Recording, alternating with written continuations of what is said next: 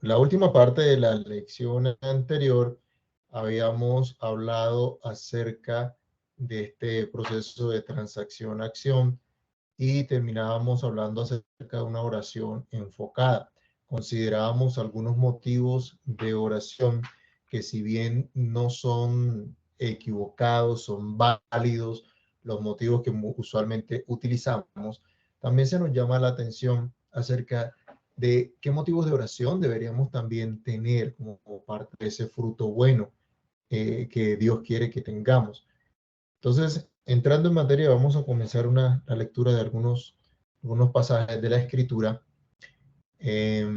Hermano Nairo, prepárese Filipenses 1 del 9 al 11, el hermano Rafael Colosenses 1 del 9 al 12, el hermano Oscar Efesios 1 del 16 al 23, y la hermana Diana se prepara Efesios 3 del 14 al 19.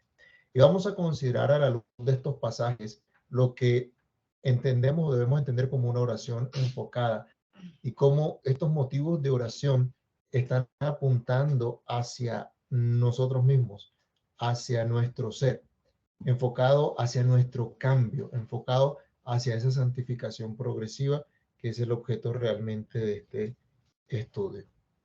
Comencemos entonces leyendo Filipenses 1 del 9 al 11.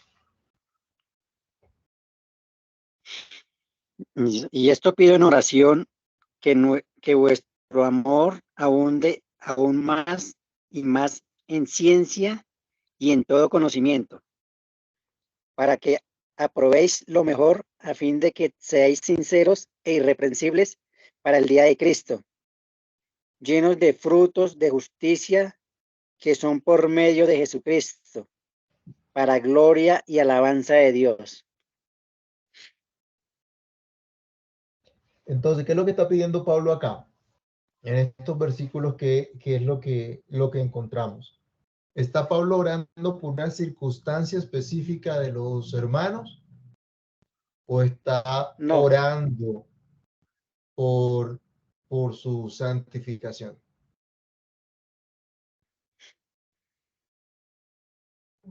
por la santificación, porque está Ah, pidiendo que abundemos en ciencia y en conocimiento, pues, del Señor, ¿no? ok. ¿Qué tan, ¿Qué tan a menudo oramos de esa manera nosotros? Muy rara vez, porque uno pide más ve uno más como las necesidades como materiales o de pronto físicas o de salud o economía, pero en cuanto a sabiduría y conocimiento, pues yo creo que muy poco. Entonces, fijémonos qué ocurre en las diferentes circunstancias. O sea, en lo que Pablo le estaba escribiendo allí a los filipenses, qué circunstancias pudieran estar afrontando cada uno de los hermanos de la iglesia. Pero Pablo, miren por lo que está orando, ¿no? Que crezcan en ese conocimiento del Señor, para que puedan aprobar lo mejor, para que puedan tomar decisiones correctas, para que puedan tomar decisiones sabias. Hay muchas situaciones en la vida en que tenemos que tomar decisiones, ¿no? Son las mejores decisiones, son las decisiones que honran al Señor, que glorifican a nuestro Dios. Necesitamos de esa sabiduría, necesitamos de esa gracia de parte del Señor. Entonces, se nos llama la atención aquí. Consideremos la forma como oramos, por lo que estamos pidiendo. Si vamos a estar comprometidos en verdad con este cambio bíblico, si estamos comprometidos en verdad en esa transformación de nuestras vidas, pues debemos ser conscientes de qué es lo que realmente necesitamos delante del Señor. Y a veces oramos, pedimos que las circunstancias cambien, pero no oramos por nosotros, no oramos porque seamos nosotros los que cambiemos, que seamos nosotros los que seamos transformados. Y Pablo oraba por la iglesia y sabía que en cualquiera que fuera la circunstancia, ellos necesitaban de esa gracia del Señor. Ellos necesitaban entender la voluntad de Dios en medio de cualquier situación, tener esa sabiduría para poder actuar. Colosenses también, capítulo 1, del 9 al 12. Por lo cual también nosotros, desde el día que lo oímos, no cesamos de orar por vosotros y de pedir que seáis llenos del conocimiento de su voluntad en toda sabiduría e inteligencia espiritual, para que andéis como es digno del Señor, agradándole en todo, llevando fruto en toda buena obra y creciendo en el conocimiento de Dios, fortalecidos con todo poder conforme a la potencia de su gloria, para toda paciencia y longanimidad, con gozo, dando gracias al Padre que nos hizo aptos para participar de la herencia de los santos en luz. Permítame un momento, hermanos.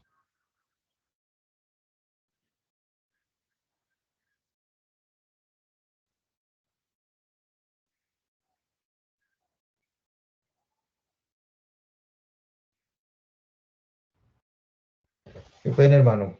¿Puede leer nuevamente, por favor?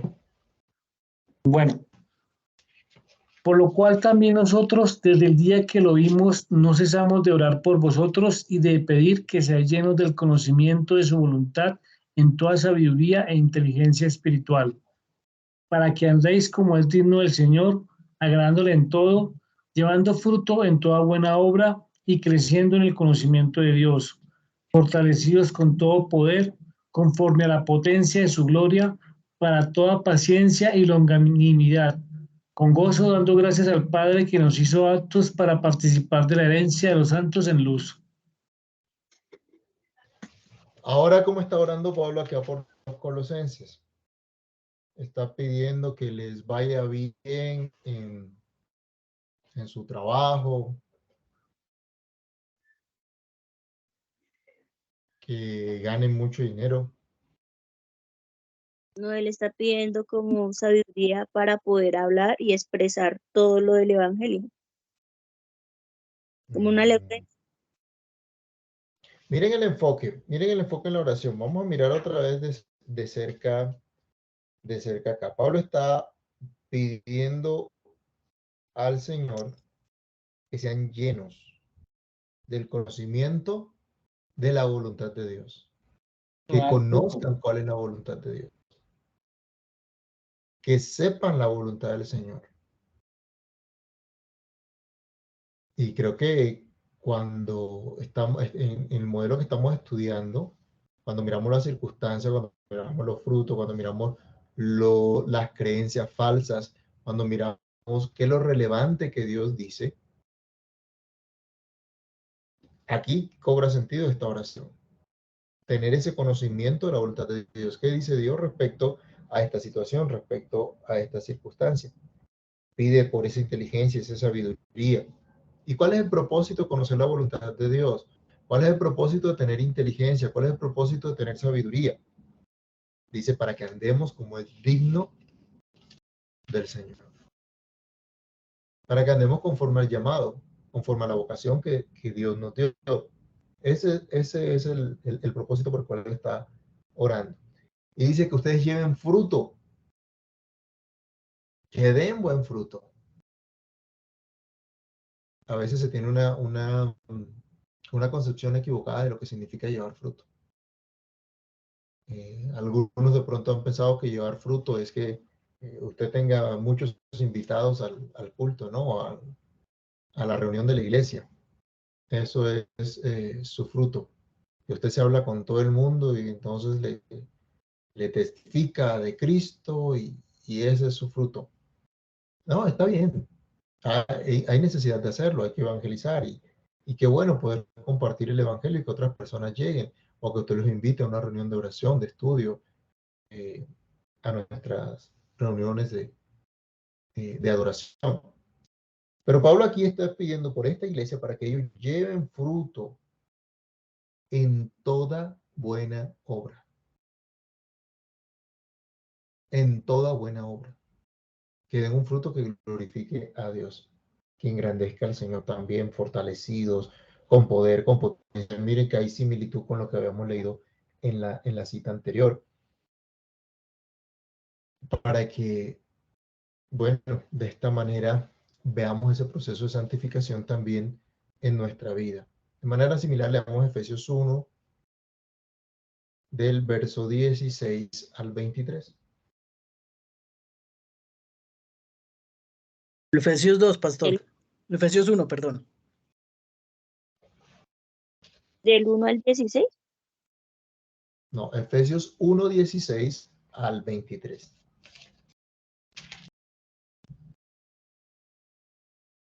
No No ceso de sé, dar gracias. ¿me toca a mí o a usted, hermanito? Qué pena. Creo que a mí. Ah, bueno.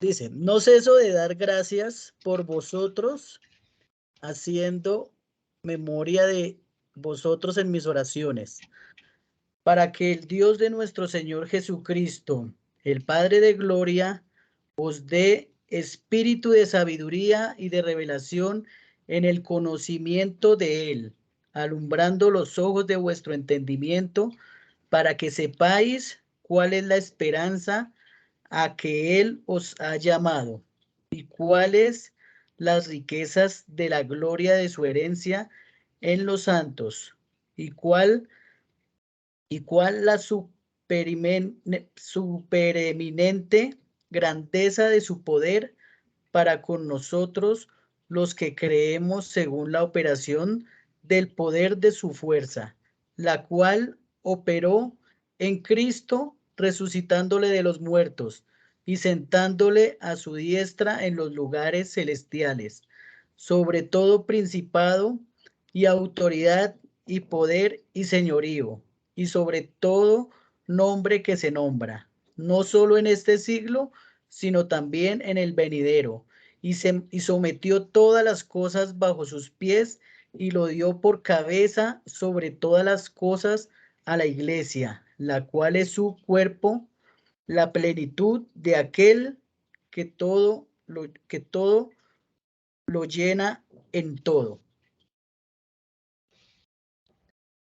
Se parece la oración a la que hacía también por los otros hermanos de la iglesia en Filipos o en Colosas. Pablo entonces, orando por los efesios, está también pidiendo que sea el Señor revelándose a sus vidas, que tengan sabiduría también, que tengan conocimiento de Cristo, que conozcan a Cristo. Esa es su oración. Y qué bueno es que en medio de este proceso de santificación, que sabemos que es progresivo, este proceso que Dios utiliza, las circunstancias, que Dios está al control de todas esas circunstancias, pudiéramos nosotros enfocarnos también a orar de esa manera, poder conocer a nuestro Señor en medio de esta situación, en medio de la enfermedad, de las diferentes dificultades, la situación económica, las situaciones familiares.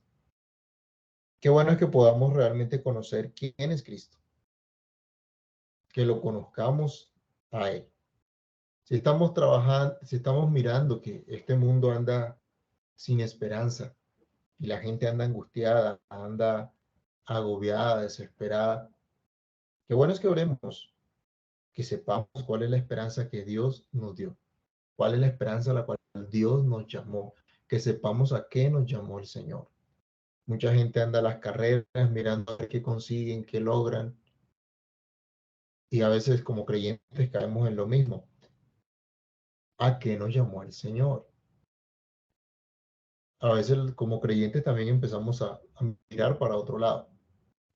Entonces, qué bueno es que oremos de esa manera, que podamos comprender cuál es el llamado que Dios nos hizo, que entendamos nuestra vocación y que entendamos cómo ese Dios que resucitó a Cristo de los muertos por su gran poder está actuando también en nosotros. Actúa también en su pueblo, actúa también en su iglesia. Y también aquí mismo en Efesios capítulo 3, del verso 14 al 19.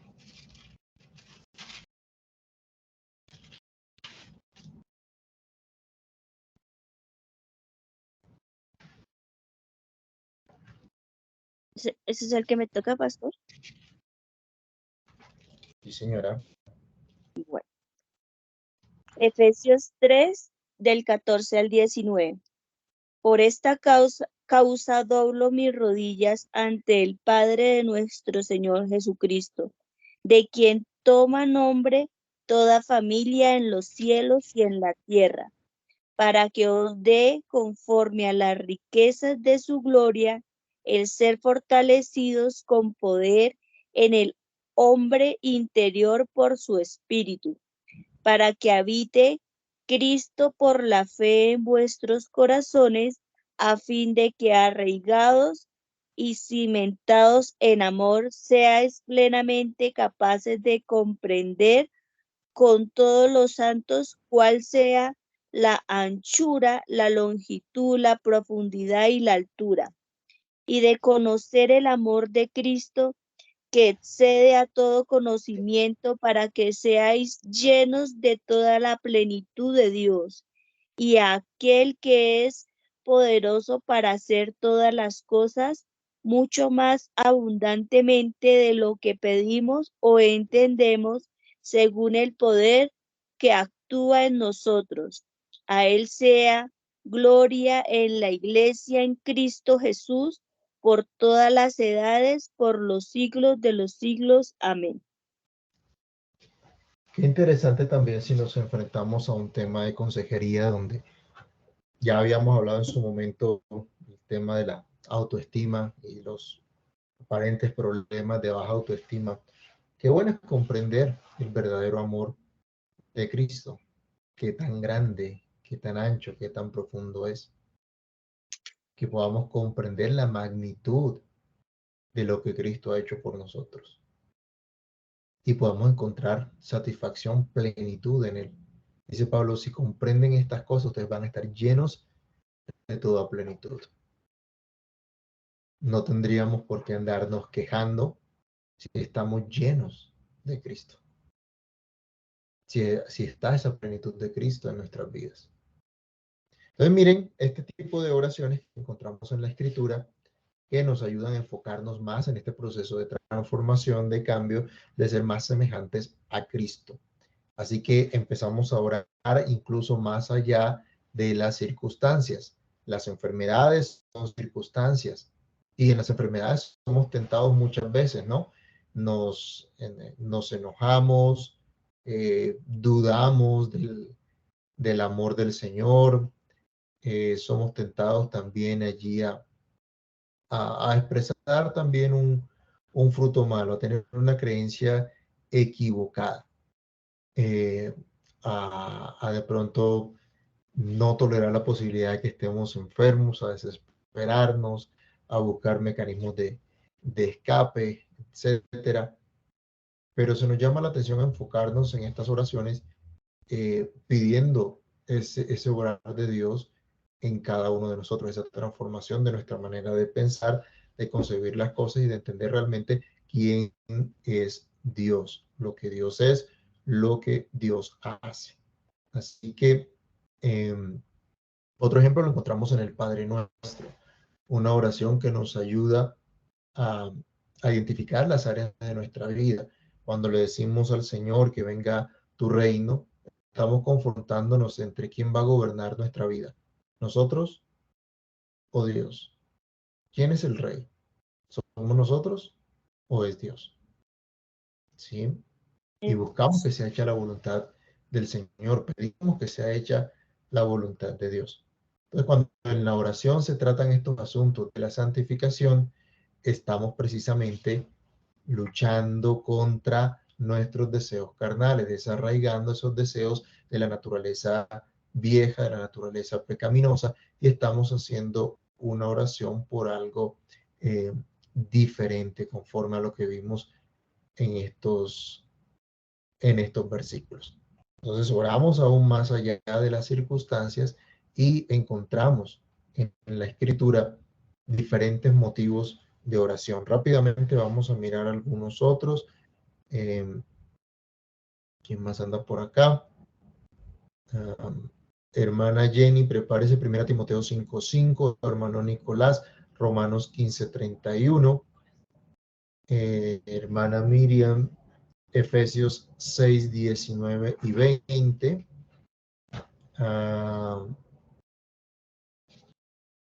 Hermana Milena, Filipenses 1:4.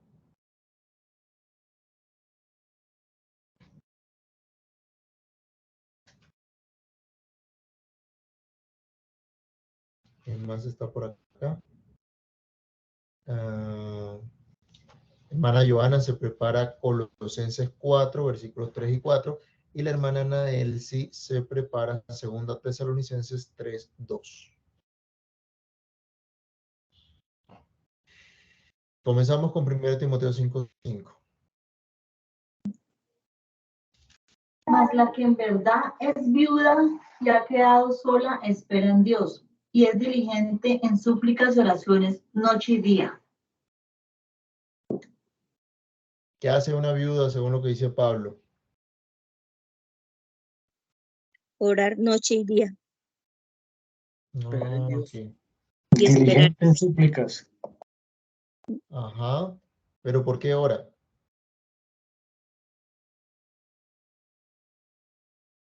Según dice el Por- versículo. ¿En qué es diligente? ¿Qué podemos entender ahí? Porque como ha quedado sola, no que puede ya tener como más tiempo para esperar en Dios y estar orando y haciendo cosas para el Señor, ¿no? Día y noche. Entonces tenemos que quedarnos solo para poder hacer eso. No solamente eso, ella ora día y noche porque solamente tiene depositada la fe en Dios. Así haya quedado viuda y solamente espera es en el Señor. O sea, la circunstancia, ¿cuál es? Está viuda, ¿no? Sí, Señor. Está viuda y no, podemos decir, no tiene nadie más. Depende por completo de quién. De Dios. Del Señor. De Dios, ¿cierto? Depende por completo de Dios. Entonces está dedicada ¿a quién? Pues a Dios. Y en su oración manifiesta su dependencia por completo del Señor. Es lo que nos está llamando la atención acá en este versículo. ¿Qué dice también Romanos 15, 31? Para que sea liberado de los rebeldes que están en Judea y que la ofrenda de mi servicio a los santos en Jerusalén sea acepta. ¿Qué estaba pidiendo Pablo ahí?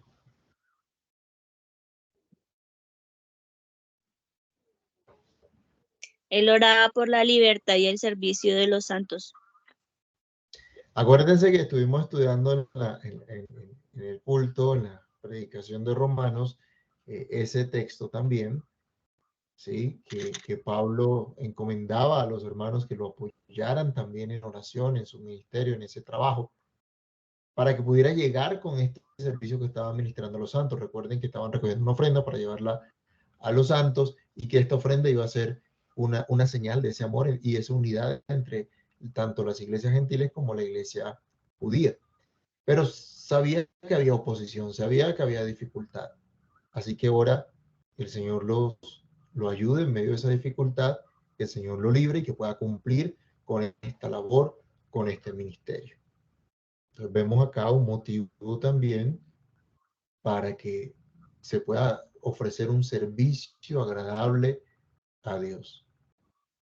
Qué bueno que oremos por eso también, ¿no? Para que podamos ofrecer un servicio agradable al Señor. Efesios 6, versículos 19 y 20. Y por mí, a fin de que al abrir mi boca me sea dada palabra para dar a conocer con denuedo el ministerio del Evangelio, por el cual soy embajador en cadenas, que con denuedo hable de él como debo hablar.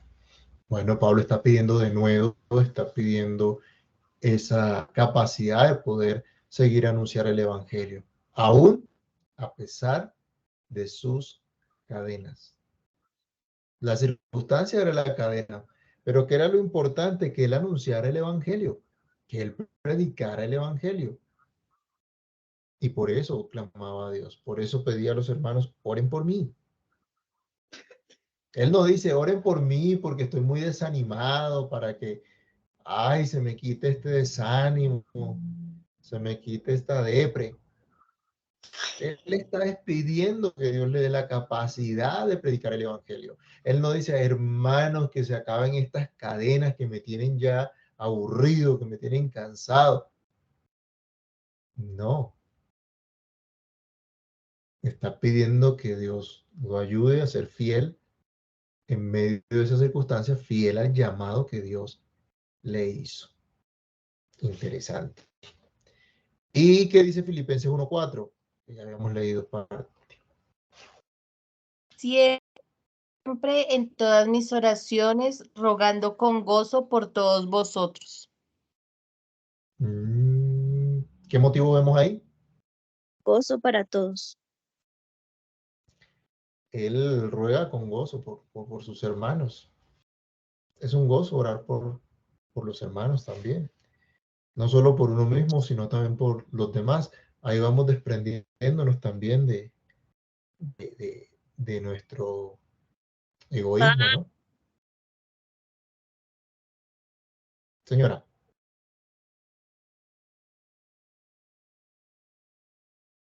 Colosenses capítulo 4, versículos 3 y 4. Orando para que el Señor nos abra puerta para la palabra, a fin de dar a conocer el misterio de Cristo, por el cual también estoy preso, para que lo manifieste como debo hablar. Similar a la cita anterior que habíamos leído también, que a pesar de sus cadenas pedía de nuevo para hablar. Acá está pidiendo lo mismo. Y segunda Tesalonicenses capítulo 3, verso 2.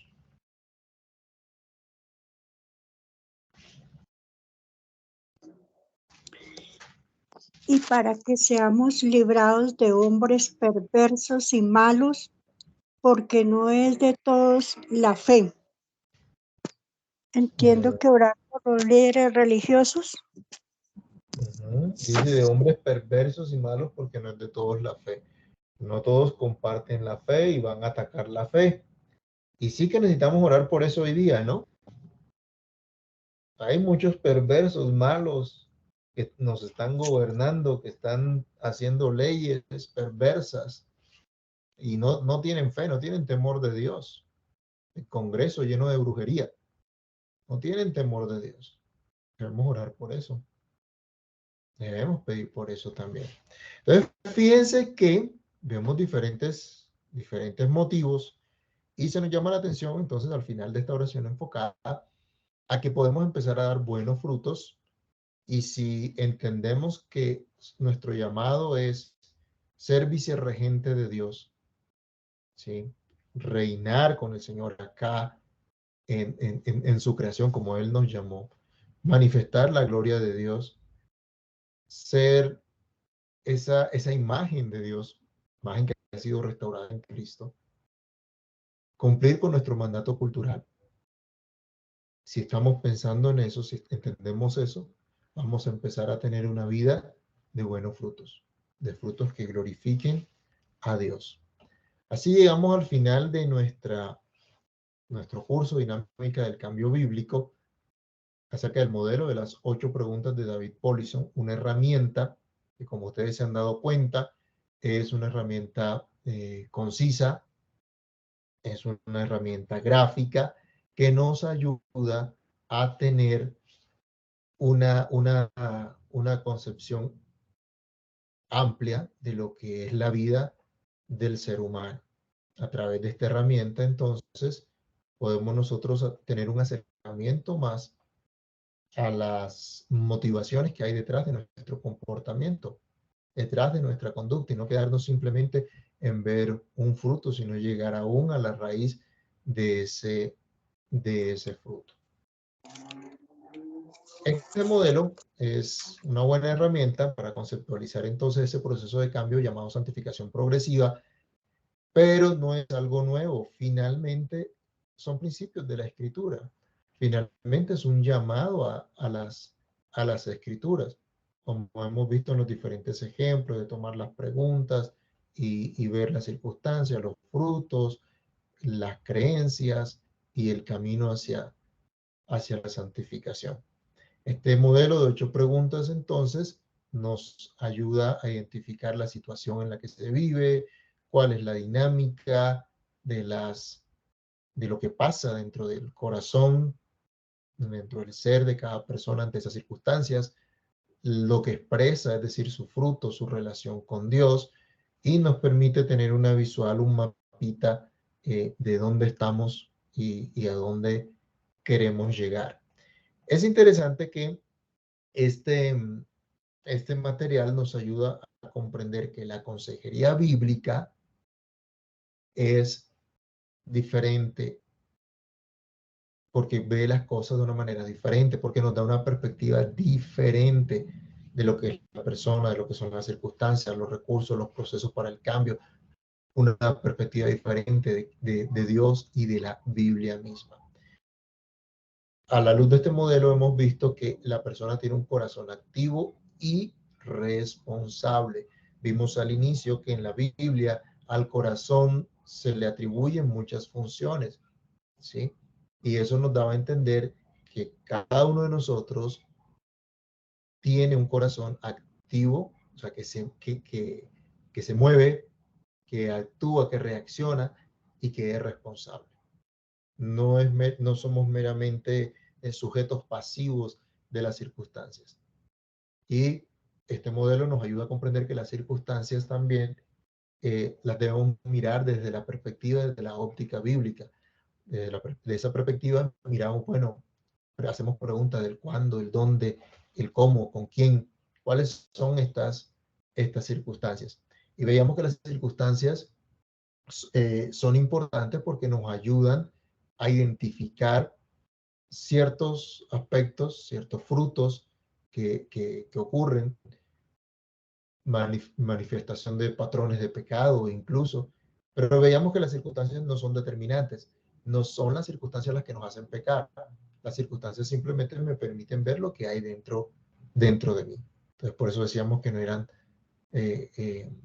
determinantes, pero sí son importantes precisamente porque nos dejan ver esto.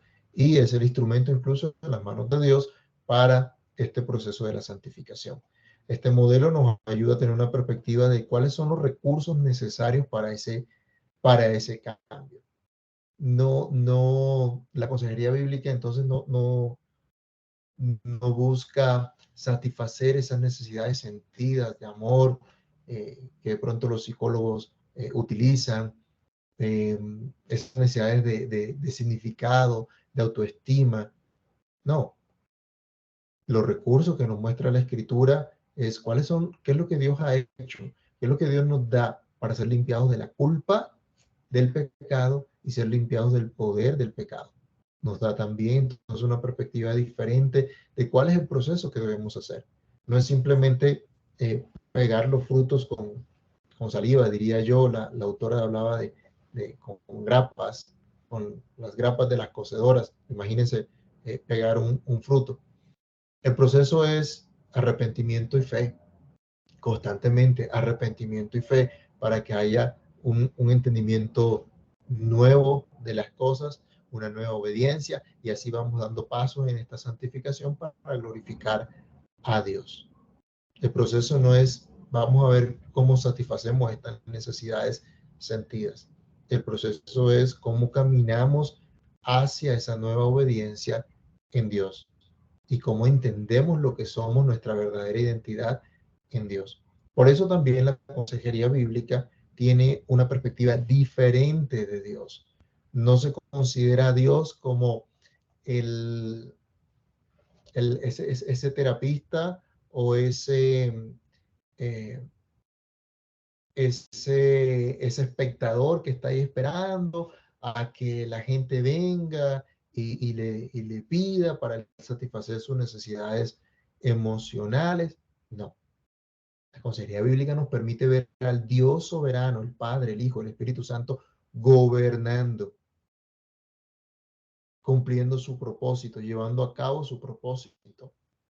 Nos permite ver la obra de Cristo y la obra del Espíritu de Dios en el pueblo de Dios constantemente para destruir el poder de pecado y para que Cristo sea engrandecido en nuestras vidas y así como en las oraciones que veíamos hacia Pablo, conozcamos al Padre.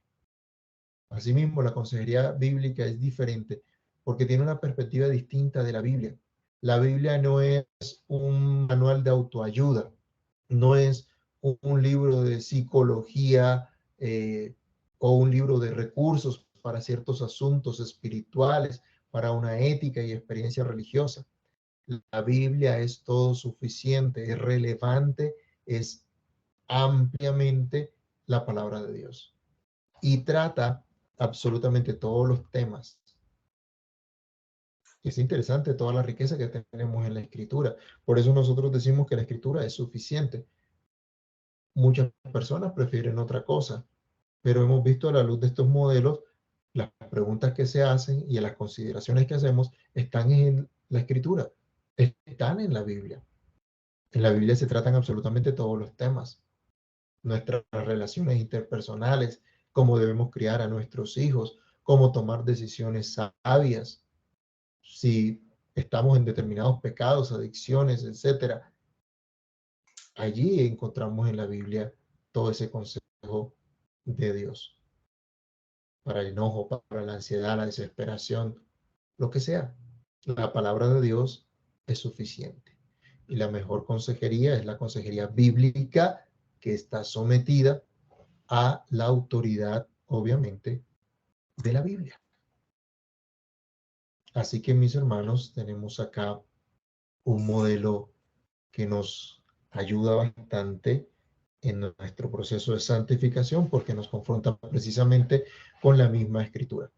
Y si vamos a dar un consejo a otras personas, debemos mirar, este modelo nos ayuda a considerar lo que es de verdad la consejería bíblica, hacia dónde debemos apuntar. Hay circunstancias difíciles y cuando este modelo se aplica también cuando hay problemas físicos, desórdenes mentales, bipolaridad o una adicción, se nos dice acá también que esto nos debe empujar a no pasar por alto el corazón y el papel del corazón en el desarrollo de la persona. Los síntomas son circunstancias o pueden ser consecuencias, ¿no? También si en la lectura ustedes encontrarán ejemplos. Si una persona borracha va conduciendo, se estrella, puede quedar paralizado, ¿no?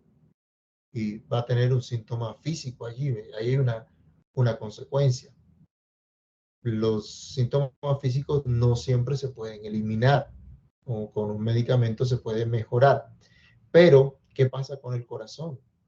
El corazón puede creer, el corazón puede cambiar, y esto es lo que nos brinda esperanza. Entonces, los síntomas físicos, que son consecuencias de malos frutos, pueden estar allí y ser dolorosos, pero hay más esperanza para el alivio cuando la persona madura, cuando la persona crece en Cristo. Así que repasemos entonces las preguntas de este modelo. ¿Quién se acuerda? La pregunta número 1, ¿de qué nos habla?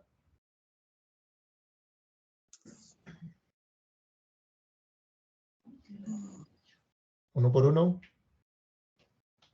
¿Los ídolos? Uy, ¿qué pasó con ese estudio, mis hermanos? La número 1. ¿Qué está sucediendo? Las circunstancias. ¿Cuáles son las circunstancias? ¿Qué es lo que está sucediendo o qué ha sucedido o qué sucederá? La presión que recibimos, que son externas a nosotros, ¿sí? Cosas que no dependen de nosotros. Esas son las circunstancias. La pregunta número 2. Acuérdense del grafiquito. El chamizo habla de qué cosas. ¿Cómo reaccionamos ante las circunstancias? Ajá, los malos frutos, ¿cierto? ¿Cómo estamos reaccionando mal ante esas circunstancias? ¿Cómo respondí mal? ¿Cómo seré tentado a responder mal? Se habla de los malos frutos o de los espinos o de los pecados. La número 3.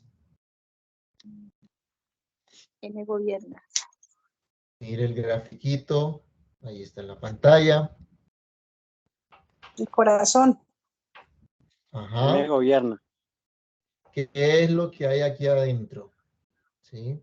¿Qué es lo que Son- deseo? ¿Qué es lo que creo? Eso está aquí adentro, está en el corazón.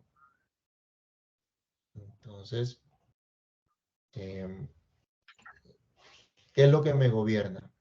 ¿Cuáles son mis deseos, expectativas, temores, creencias falsas para que reaccione mal, para que reaccione pecaminosamente? ¿Qué es lo que hay en el corazón? Y de allí, ¿qué ocurre? La número 4. ¿Cuál es la pregunta número 4?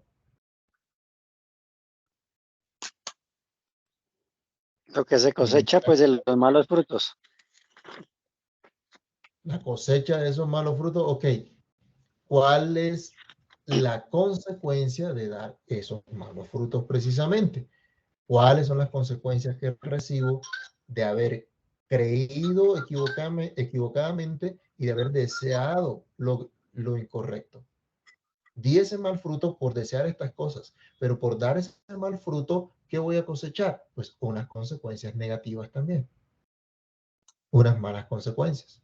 Y eso puede ser un ciclo y se puede quedar allí mucho tiempo hasta que lleguemos a la pregunta número 5. ¿De qué habla la pregunta número 5? ¿Quién es Dios? ¿Quién es Dios?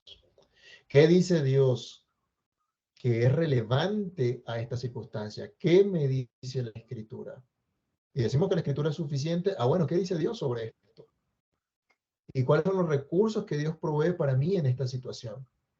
Y acordémonos que la cruz allí es muy diciente porque nos lleva precisamente a ver la obra de la cruz, a ver la obra de Cristo, a ver lo que Cristo ha hecho, a considerar lo suficiente de sacrificio de Cristo. Cuando vemos quién es Dios, cuando vemos qué dice Dios sobre estas situaciones y sobre lo que yo estoy pensando, sobre lo que yo estoy creyendo, esto entonces me debe llevar a la pregunta número 6. Si está el mismo corazón, aquí se deseaba y se creía cosas malas, ¿qué será entonces la pregunta número 6? Deseos y creencias. ¿Qué es lo que ahora debe gobernarme? ¿Qué es lo que ahora debo creer? ¿Qué es lo que ahora me debe controlar si mi corazón ha sido renovado por la obra de Cristo?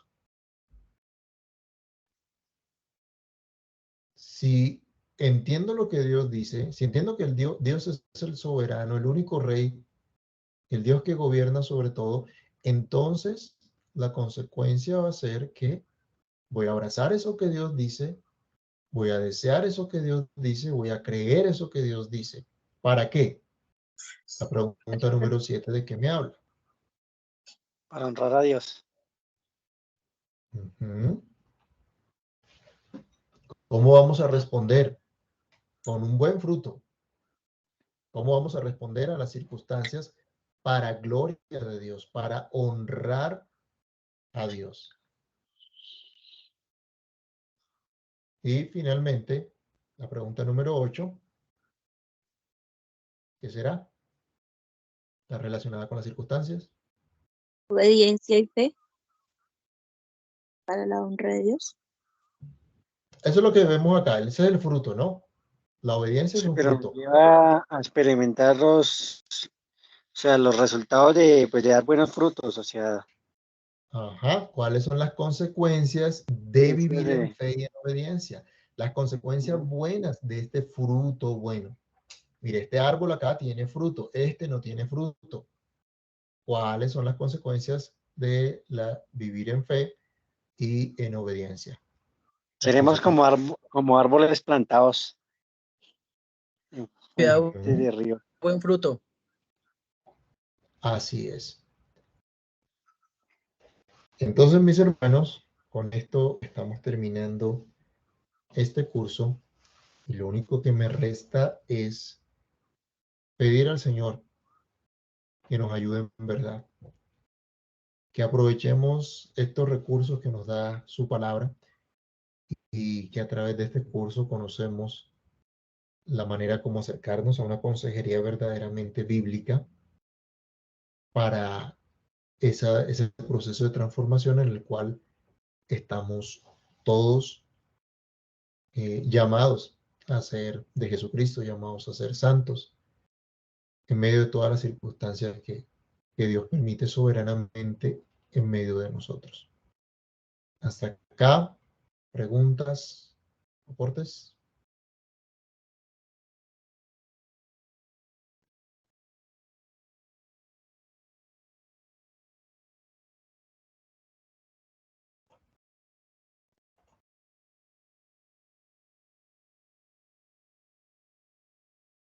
Bueno, entonces vamos a orar.